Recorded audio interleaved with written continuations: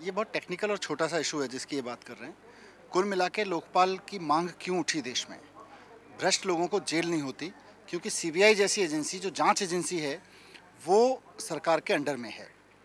अभी भी लोकपाल के इस मॉडल में जांच का काम सरकार के अधीन एजेंसी करेगी। तो ये तो पोस्ट ऑफिस है। लोकपाल एक पोस्ट ऑफिस होगा, लाल डब्बे की जगह उसका नाम लोकपाल होगा और लोग उसमें अपनी चिट्ठियां डाल जाया करेंगे कि साहब हमको ये शिकायत है, वो जाके सीबीआई को भेज देगा। सीबीआई उसकी जांच करेगी। जांच करने के बाद वो थोड़ा बहुत क्योंकि अगर कोल घोटाले का मामला आया तो प्रधानमंत्री के खिलाफ सीबीआई कैसे जांच कर पाएगी?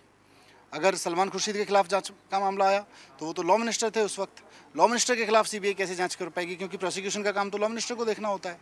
तो ये सारा आई वॉश कर रही है सरकार, कुछ भी नहीं है, सिर्फ पोस्ट ऑफिस के। जो आईपीएस ऑफिसर्स सीबीआई के डायरेक्टर बन सकते हैं या बनना चाहते हैं, उनके नामों की लिस्ट कौन तैयार करेगा?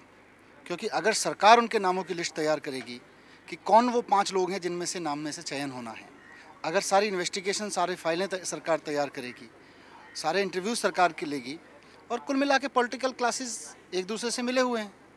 आज की विपक्ष में एनडीए का करप्शन कम है या यूपीए का करप्शन कम है, कह नहीं सकते आप। तो जब सीबीआई डायरेक्टर की नियुक्ति होगी तो सरकार और विपक्ष दोनों मिल जाएंगे और बोलेंगे कि साहब देखो, ये आपका करप्शन, ये हमारा करप्शन और ये हमारा आदमी, ये ना आपके करप्शन को छेड़ेगा ना हमारे करप्शन को छेड़ेगा। सीबीआई की कौन सुनेगा वहाँ पे? नहीं, ये बताइए, लेकिन आज जो सीबीआई डायरेक्टर की अपॉइंटमेंट हुई है उसमें तो सरकार और विपक्ष एक साथ नहीं खड़ा हुआ। इसमें अरुण बीजेपी ने जेटली कहा और है कि बीजेपी रणजीत सिन्हा को लेकर के बीजेपी ने कहा है कि उनको वापस लिया जाए। इनको वापस लिया जाए, तो हम ये क्यों अज्यूम करें कि विपक्ष और सत्ता हमेशा मिलकर खड़ी होगी? आज की दिन पर वो तो एक साथ नहीं है। अभी मुझे इसका डिटेल नहीं पता क्योंकि ये मैं मीटिंग में था, लेकिन आमतौर पर इस तरह की नियुक्तियों में विपक्ष या तो चुप रहता है, एक विशेष केस में हो सकता है, एक विशेष केस में सीवीसी में भी हुआ था, लेकिन हमेशा सीवीसी डायरेक्टर की नियुक्ति तो लोगों को पता भी नहीं चलती।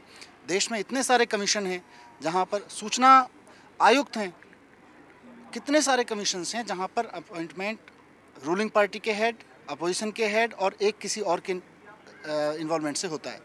सारी जगह अपॉइंटमेंट पे चुपचाप हो जाते हैं। कोई एक अपॉइंटमेंट पे अगर विपक्ष चिल्ला देता है तो इससे ये नहीं मान लेना चाहिए कि विपक्ष चिल्लाएगा। विपक्ष की सहमति हो जाएगी, विपक्ष की डील नहीं हो रही।